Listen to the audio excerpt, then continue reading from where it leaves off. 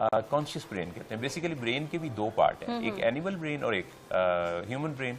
Human brain भी वो है जो हम लोगों ने, इंसान ने वक्त के साथ साथ इर्तिका के साथ डेवलप कर लिया, जिसमें हम एक सोशल लाइफ गुजारते हैं, डूज एंड डोंट्स के साथ हमारी वैल्यूज़ हैं। तो वो जो ह्यूमन ब्रेन है ना उरूज, वो जाके सुन हो जाता है, ये जो टॉक्सिन्स आएंगे उसे सुन कर देते हैं, और एनिमल ब्रेन के गेट खुल जाते हैं। इसीलिए आप देखें कि जो नशे का मरीज होता है उसकी बातें कैसी होती हैं, उसकी बातें, उसका बिहेवियर, तो उसके घर वालों को कैसे करना चाहिए? अगर ट्रीटमेंट के लिए उसको भेजना चाह रहे हैं, वो नहीं आमादा हो रहा, उसको कन्विंस कैसे किया जा सकता है?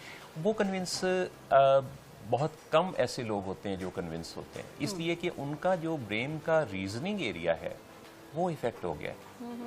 यानी दिमाग में लॉजिक्स को समझने वाला जो लॉजिकल ब्रेन है, अगर वो काम नहीं कर रहा और इंटॉक्सिकेटेड है, तो उसको कन्विंस करने के लिए आप कितनी कोशिशें कर लेंगे। अच्छा चल